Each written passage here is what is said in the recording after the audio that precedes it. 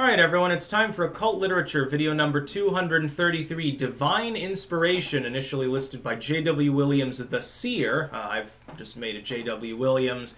There's no setting on Amazon for that particular subtitle for a person. Link in the description to my edition of this work on Amazon. Second and third links are to my books, blogs, both Blogspot and WordPress. If you like sort of the arcane, prophetic and other scriptural works, I've got an entire heading for spirituality and religion. That's where this one goes. It's 81 pages, so of an intermediate length, and it's very, very interesting.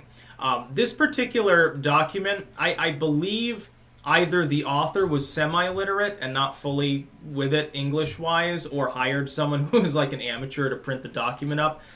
Because in the preparation there were hundreds of grammatical errors that I had to change. And I don't mean errors like, oh, well, it's antiquated language. No, I mean like spelling errors like, using the wrong form of there, stuff like that, truncating words that don't need to be truncated, and letters switched around within words. That was common. So the document was definitely of amateur production, may not have been fully copyrighted in the get-go. It was written in the middle of World War I, and what it is it's a predictive, like a prophetic document. He claims to have been contacted by angels, to have communicated with them through psychic research, which is an interesting twist, because, of course, 10 years later, if you claim psychic research, fire and brimstone Christianity kicks in, they would have said it was unholy. Back in this particular period, it was seen, the 1910s, it was seen as more acceptable. It sort of coexisted with religious fire and brimstone-esque Christianity, and so you get a fusion work.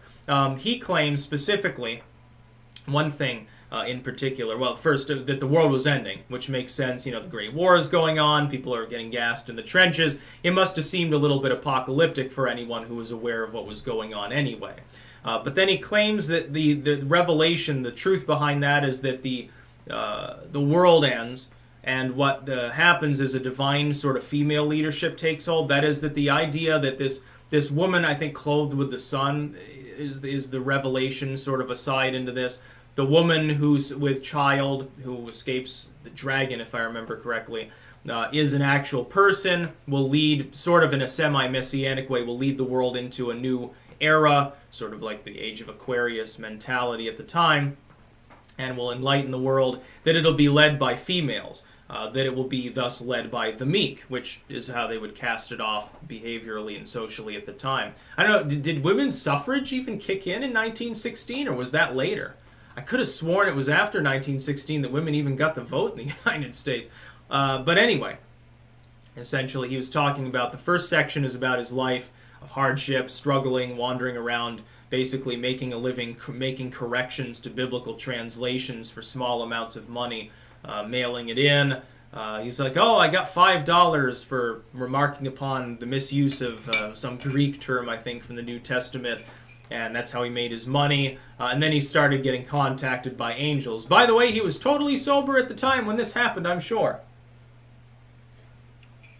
Seemed to happen a lot in the era when people would wander around in the Midwest with bottles full of whiskey instead of water. But, getting bitten by snakes and shit. We'll set that aside, though, and not cast too much judgment. It's a very interesting work. Insofar as it's the unaccepted, non-canonical sort of side, like the non-priestcraft side of interpretation of biblical scripture. And I find that sort of thing fascinating, especially where it overlaps with these periods of high social stress, because you get all sorts of interesting prophecies. He's saying it's going to come soon. Oh, look, it sounds a lot like some things you hear now. Look at the world. There's like murders and pillaging and people ravishing women and all these terrible licentious things. Clearly the end times are upon us, and look, here's a world war. That happened quite commonly at that time. It's like Wing Anderson's War's End, which I think is from 43 or 44, talking about prophecy then and how everything will be destroyed. Then the atom bombs developed and things go completely crazy in the occult world. So see this as a period work. If you're interested in apocalyptic literature, this is a must-read. It's also pretty fun. It's fairly easily understood as well. And at 81 pages, of course, is an intermediate read. So again, link in the description to my edition of this work on Amazon, second and third links to my books, blogs. I do recommend it for anyone who's interested in that specific style of scripture. or rather interpretation thereof. It was an interesting edit. I'm working on another work now that's more full length as well, that's sort of in a Christian vein. This time one on kind of demonology.